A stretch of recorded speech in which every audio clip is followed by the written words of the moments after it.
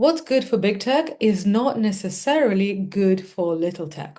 And in this lesson, I'll break down the key differences between these two different worlds and how they impact your career decisions and what non-technical leaders and founders need to consider while navigating in this tech landscape. So whether you're planning your next career move or you're building a startup, this lesson is going to help you make smarter, more educated and informed decisions.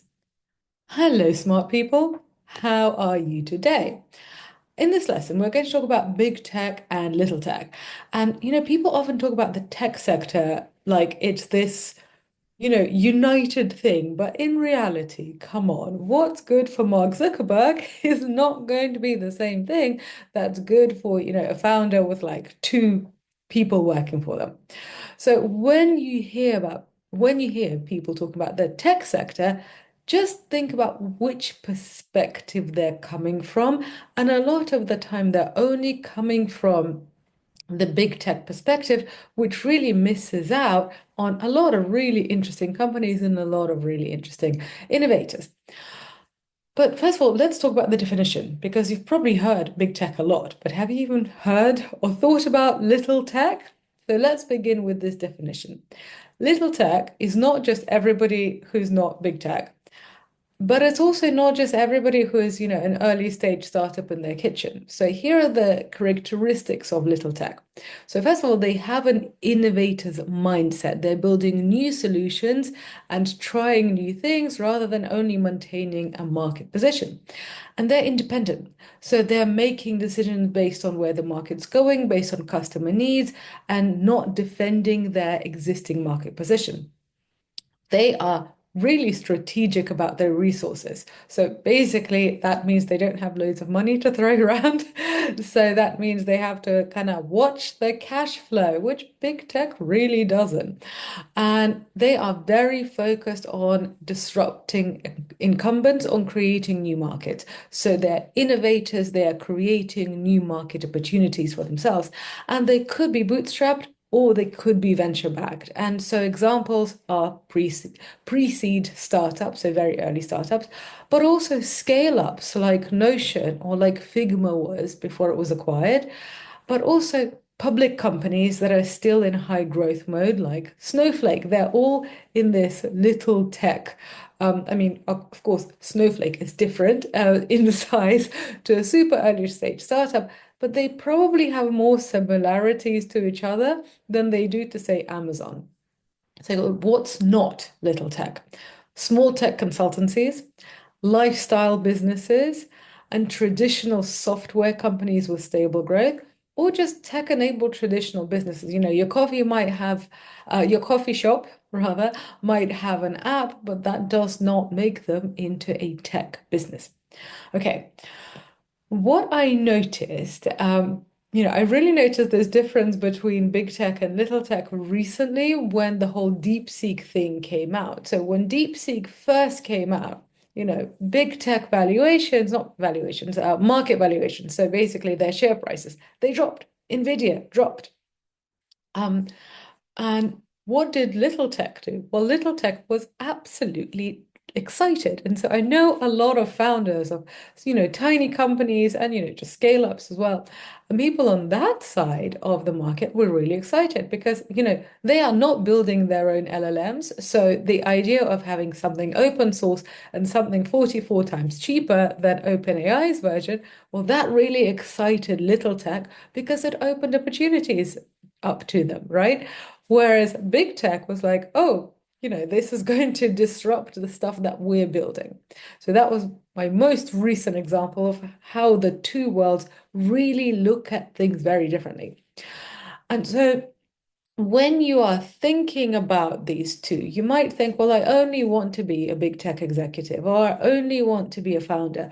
Why am I going to care about the side that I'm not? Well, I would say to you that that is unwise. It is wiser to think like a venture capitalist in this particular case, because VCs, smart VCs, they think about the entire perspective. So venture capitalists invest in little tech because that's how they make their money. They make their money by investing in relatively early stage startups. So some invest in pre-seed, some invest in Series D, but that is still very early stage compared to the public market. So VCs look at little tech, that's where they make their money, but often they sell to big tech. So, they would fund a little tech company that would then be acquired by, say, Meta. Also, venture capitalists did actually fund the big tech companies. That's how they became big tech companies in the first place. So, for example, Andreessen Horowitz, known as A16Z these days, they invested in big tech. So they invested in Facebook, but they are also investing in AI startups that are challenging big tech. So, and in general, kind of thinking like a venture capitalist about how you allocate your resources is really useful because even if you have absolutely no money, your time and energy are very, very precious resources. And so you need to think about how you're allocating them. But that's a whole other episode. Anyway, so VCs think about big tech and little tech, and so should you. The first lesson that I want you to learn is that you should not apply big tech lessons to little tech and vice versa, because most of the time, they are fundamentally different beasts. So, here are some big tech lessons that fail in little tech. Build everything in-house. So, I'm assuming that Meta probably has their own CRM. It would make sense for them, right? But if you're running a tiny startup, just use Salesforce or Airtable. You know, if you're going to build your own, do it on Airtable, which is kind of pre-built for you. Another lesson that doesn't work in little tech but works really well in big tech: perfect before launch. So if a startup is going to spend a year or even 6 months on building a great product, welcome, then their competitors might capture the market, or they just might run out of money. And the thing is, it is more important for big tech to do that because they do have brands, but even they move relatively fast, but small tech, little tech basically has to move faster. Another thing that big tech has to do these days because of regulation is they have heavy processes. So, even actually forget regulation. Let's just talk about HR, where everybody understands what that is. So if there's a, 5-person startup and they're implementing Google's performance review system, that's just not going to make sense. That's just going to be really, really silly. And I actually remember in my first startup, and when at our biggest we were like 12 people. So definitely little tech. Somebody said to me, "Oh, you need to have a head of strategy." And I'm like, of 12 people. This person was a really senior board member in a very big company. And there, it makes sense to have a whole strategy department stuffed full of MBAs. In a 12-person startup, it does not. So, this is another lesson that if you're running a small tech company and you've got people coming from big companies, whether it's big tech or something else, they might have really good advice for other big companies. But you're not a big company. So, implementing some big company advice might actually kill you. But it also works the other way around. So, what are some little tech lessons that fail in big tech? So, one of them is move fast and break things. Remember, that used to be Facebook's motto, but then that got them into a lot of trouble. So now they basically become move fast and break things, I think, with sustainable architecture. Basically, something not as memorable. Anyway, the point is, if you are, running a big bank and you're going through digital transformation, you can't have the same downtime tolerance as, for example, Stripe. Um, Also, continuing with the banking example, another thing that big tech can't do is that they can't really have informal compliance. So, for example, Revolut or Monzo, they could launch features quickly. Well, they could have done in their early days. Is more difficult for them now, but especially somebody like JP Morgan, they need extensive compliance reviews before any product change because basically because of their systemic importance to economies. And so they have super strict regulatory oversight. So, yes, they want to move fast, but they also have these constraints. And these constraints, well, they have to be respected because basically it's illegal not to, and that's serious. Another thing that doesn't work in big tech, that does work in little tech, is that the kind of generalist approach. So one of the things that some people, including me, love about small companies is that you get to try all sorts of different things. One day you're head of strategy, tomorrow you're head of sales, tomorrow then you're head of marketing, and so on and so forth. And this is interesting, and this really appeals to some people. To other people, it really doesn't. And if it doesn't appeal to you, then you should definitely work at a big tech company. But if you look at Facebook's early days, they had this everyone codes culture, which just just wouldn't work today. And so the more big the company is, whether it's big tech or big oil or whatever, the more specialized roles you are going to have. So this generalist approach just is not going to work for them. Okay, so so far I've talked about these two differences. Now, for the people who are thinking about changing careers, what's obvious, I think, about big tech is that they pay a lot of money. So, if you're going to work in a big tech company, you're going to have pretty good benefits and you're probably going to get paid really well. You could potentially get paid really well working in little tech, but the risks are higher because, if you're one of the early stage employees of a company that gets acquired, yes, you do very well. But if you're not, that's not going to happen. So again, costs and benefits. What do you want? What's your risk profile? And also kind of where are you in life? Do you have lots of people depending on you? If you do, then maybe big tech is going to be better than little tech. But also, if you completely hate that kind of stability and you want to be a generalist, maybe it's worth taking the risk. That's obviously up to you. Okay, so I don't want to dwell too much on big tech versus little tech for career choices because I think we've kind of covered that. And I think it's pretty obvious. In big companies, that you are going to be much more likely to be in a silo, but you have stability. In small companies, you have a lot more room for innovation and room for growth, but also there's a lot of risk. Okay, so that's done. Now, I want to talk to the founders here. Now, this is serious. You are the small tech people, and you might be dreaming of being acquired by a big tech company. Yes, that can happen, but also big tech companies, I'm going to be polite, they're not angels, right? So they can actually use all sorts of sneaky tactics, which are, potentially going to kill your business. So, for example, there is a trap where they basically say that they are interested in acquiring your company, and then they go through lots of talks, they go through lots of due diligence, they really find out what you're building, and they basically create a copy. So, a great example is Instagram stories after Snapchat. So, Snapchat acquisition talks failed. And what happened next? We all know, okay, Instagram comes out with its own story feature. So Snapchat, they're still okay, they're still around, right? Um, but it was really demoralizing. It's really unpleasant to see your time is wasted and you definitely feel like you've been lied to. Were they lied to? Did Facebook plan to do this all along or not? We don't know. But these kinds of things where essentially a company is getting to know you, they're getting to know your product, they're getting to know your strategy. If you don't agree on the price, well, they've had enough time to understand the market and build their own. That does happen. So be careful of this.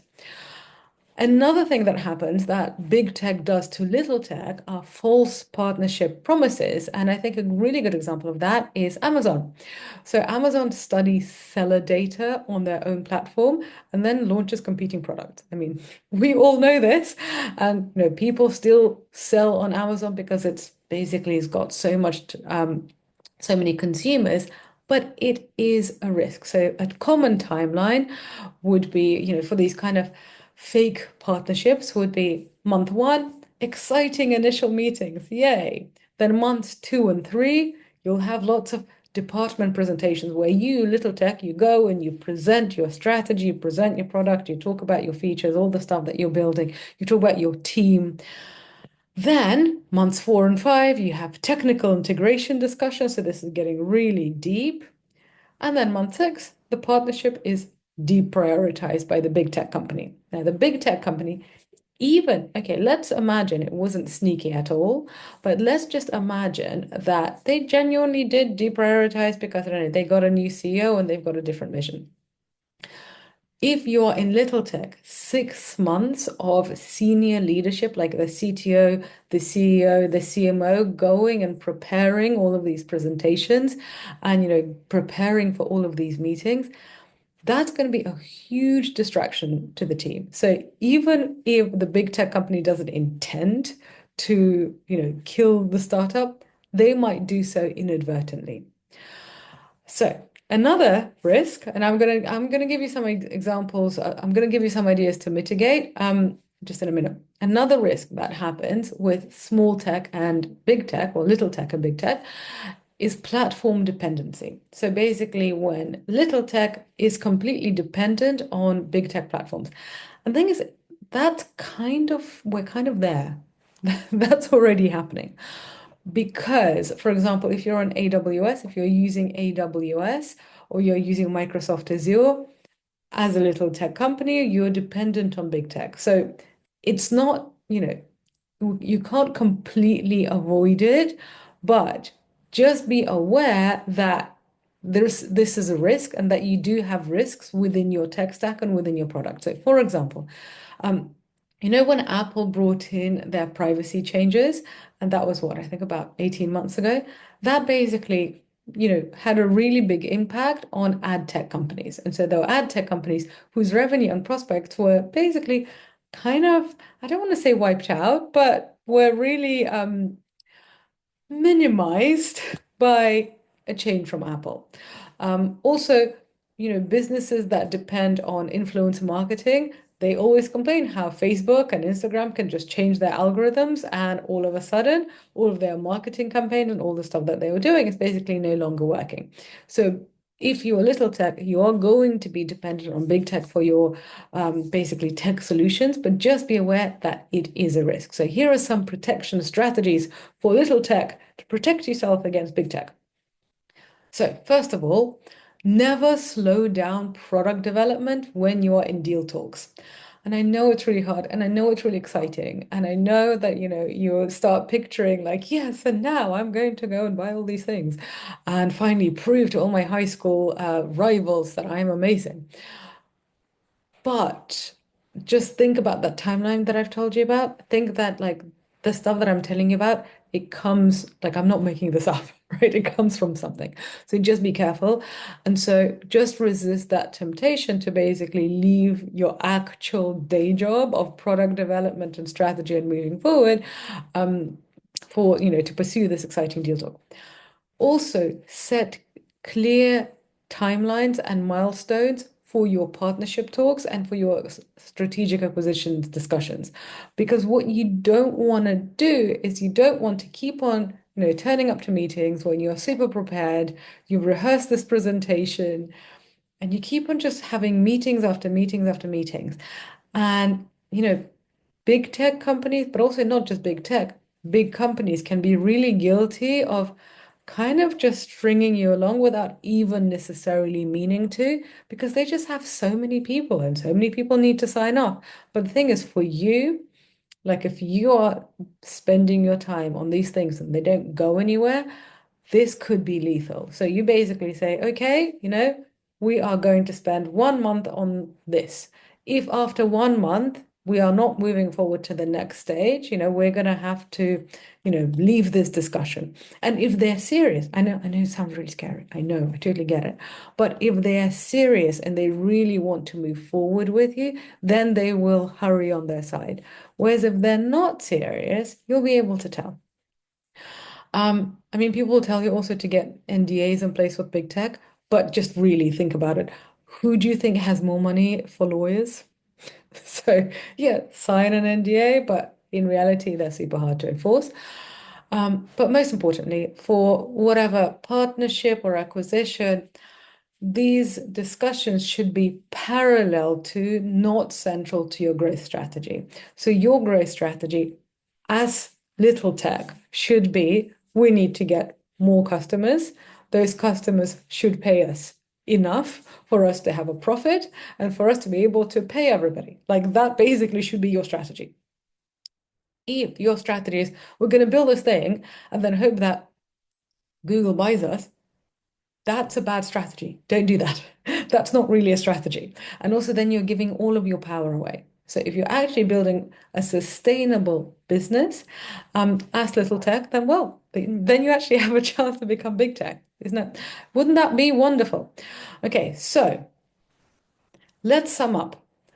Know that what is good for big tech is not always good for little tech. There are advantages to working in either one. So if you're looking for your next career move, think about this distinction between little tech and between big tech. And if you're a founder, big tech could be your acquirer and they could make you super rich and super famous, which would be wonderful, or they could destroy your business, which would be terrible. So be, be curious, but also be careful and focus on your priorities, focus on your product and focus on your business. And finally, for everybody, when you next hear a news report about the tech sector, then ask yourself, well, who are they talking about? Are they talking about big tech or are they talking about little tech? And because, I've noticed that most of the time they are talking about big tech, and that is not the only game in town. Well, my dear smart person, I hope you enjoyed this week's lesson. And if you did, then please like this video and leave me a comment. I read all your comments. I love hearing from you. And if you're listening on Apple or on Spotify, then please leave the show a rating and a review. And on that note, have a wonderful day, and I shall be back in your delightful smart ears next week. Ciao!